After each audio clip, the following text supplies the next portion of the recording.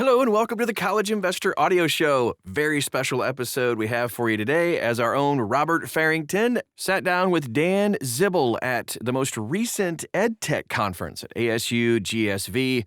Before we get to the interview, just a quick reminder, anytime you hear a podcast, you can always find articles and resources that kind of go along with the topic so you can dive deep on anything we talk about at thecollegeinvestor.com. Also, like, follow, share, and all the things on social media. You can find us pretty much wherever you are. Just search for the words The College Investor. All right, here's the interview with Dan Zibel. And we are going to talk AI policy. And you might be like, what are we talking about this on the College Investor Audio Show? Well, I don't think you realize how much AI is impacting all of education and personal finance these days. And it's not just the AI stocks. It is how these AI policies are being used to grade your papers, to choose your college admissions, to make choices that could impact your academic career and your real career. And Dan is here advocating for an AI Bill of Rights for students to try to get these colleges to adopt it. So, Dan, welcome to the show. And we know you from the student loan space more than this AI space, but why don't you give a quick 2-minute history of you, what you're doing at Defend Students, and we can jump right into it. Sure. Well, thanks for having me. It's great to be here in sunny San Diego. Our organization is about 8 years old now. We have long focused on consumer protections, really across higher education, from admissions and recruitment to student loan servicing issues, to making sure that students have access to basic needs and data privacy issues, really trying to make sure that higher education is a true launching point for economic and social mobility. And we do policy and advocacy work. We litigate, and we, try and fight for students. I love that because I think a lot of consumers don't realize how much everything overlaps on the policy side, and we need organizations like yours to advocate for this change. So we're here at this EdTech Summit, and AI is the buzzword. So It's everywhere. I mean, it is everywhere. I think when I think of AI, I think of plagiarism detection. I was reading a Reddit thread this last week of a student that wrote their story, and then their professor said that they're going to go on to the academic council and they might get expelled because it was flagged as AI. And it wasn't. She had it written in a notebook, and she's like, here's my actual work. So what are you advocating for with this AI Students' Bill of Rights? Yeah, well, we're really thinking about really across the entire higher education spectrum as institutions are deploying AI, that they do so in a transparent way and in an ethical way to make sure that, schools and students can both get the benefit from AI, because there is so much potential, but that it's being done in a way that is thoughtful, that students understand how it's being used, why it's being used, and that institutions also understand a little bit better how it's being used, why it's being used, and what are they trying to accomplish in a way that, enhances education and enhances the value of education rather than, making things worse. That's a great call because I think it is a tool. And I think like every tool, it serves a purpose. But I feel like in a way it's getting applied to everything incorrectly, maybe not even transparently. Maybe people don't even know how it's being applied. So let's kind of like break down the few areas that you're really focused on. And I think one of them is admissions. And we're coming out of admission season right now. But we were just talking how a lot of colleges don't have an official AI policy for admissions, but that doesn't necessarily mean anything either. So what are we seeing in the in the environment? I think the reality is we're seeing AI in two respects. One is how are students using it to, pick what schools they want to apply to? Are students using it to help write an essay? Yeah. Is that allowed? Is that not allowed? But one of the questions that we're trying to ask is to flip the script and saying, how are schools using it, right?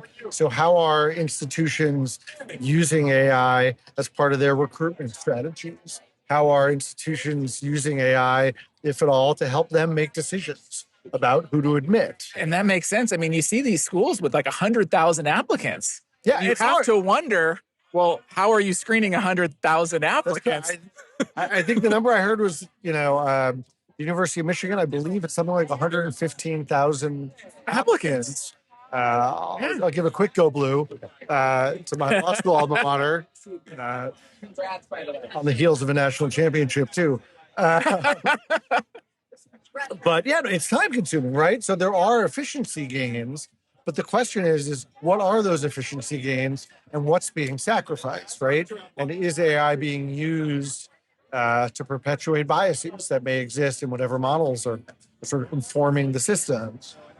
I mean, not every technology though is AI, right? So I think that's a misconception also, that schools have long used things like the spreadsheets, right? Yeah. You can sort by SAT score and GPA and come up with formulas. Yep. That's not AI, Right. But when we start seeing schools using AI to review applications, Judge essays, yeah. Score essays.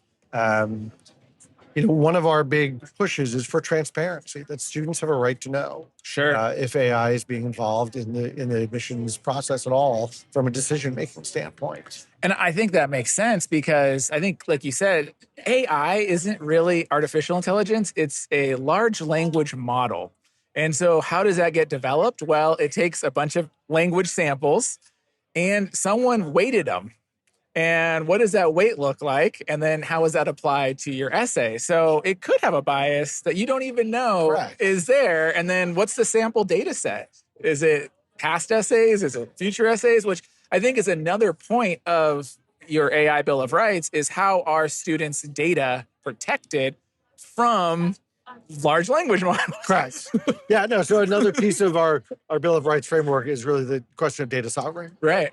Data sovereignty and making sure that students, applicants and students know how their data is being used, when their data is being used, is it informing the models, and making sure even, that students, once they're enrolled, to the extent they're writing papers and things like that, are those then being used to inform the models that institutions are using to educate other students, right? Yeah. It used to be you give your essay to your professor, they would grade it, it would come back to you. Yep. If the essay is now being fed into some machine that's being used for 15 other purposes, what does that mean? And what rights do you have as a student to the data that you created? Right. Or what is the college going to potentially do with it in the future? Correct. You just don't know. And I think that's scary. And I think it's one of those things that people don't realize is actually a thing. What about in like the financial aid world? Are you seeing any concerns of AI and the financial aid aspect? Yeah, I mean, look, in terms of, and I think this is not true to only student lending, but as fintech companies think about alternative underwriting in the lending space, right? How are loans being made? Who gets a loan? What interest rates are being used? How AI is being used to service those loans? There's a lot of great use cases, right, that can be developed. But what happens when the models get something wrong? Right. Or what happens when the models are being used to perpetuate, historical stereotypes? Inequities, all of it. All those sorts of things. So this is it's part of what we're... And I think that's going to even become more into play with the changes in student loans, the new caps, parent lending. I know there's a few lenders that are trying to do no cosigner loans, and they're doing it with data. And we have a lot of data, but you have to remember, data is always historical looking. Correct. So as we're sitting here at this EdTech conference, one of the conversation points has been that computer scientists are, having some of the highest unemployment they've ever had. And if you rewind the clock 5-7 years ago, everyone should have been a computer science major because we need them all. And now here we are. And so if you're using that data, the data is bad. So no, I mean, it's these things, like you said at the beginning, these things are all interrelated, right? Right. And how we're educating and who we're educating and how it feeds into itself is a huge question. Right. So what should students and families be thinking about when it comes to this, both on accepting admissions? The next enrollment cycle is coming, right? We're going to start this whole process again, 3 months. Families are looking at colleges now. How should they be thinking about AI and admissions in their first years of college, finishing their last year of high school? What do they need to know? I mean, I think it's one of those things where just pay attention to what you're doing. Ask questions. There's nothing wrong with asking the question of, who's evaluating my application. Sure. And I think we're really putting the onus on schools to be actually telling people that who's evaluating my application. And then when you're looking at schools too, right, don't just necessarily rely on, on ChatGPT and Claude. Be like, I'm a, 18-year-old from XYZ state. This is what I'm interested in studying. Here's my GPA. Here's my SAT score. Where should I go to school? Yeah. That's a complicated question, where you should go to school.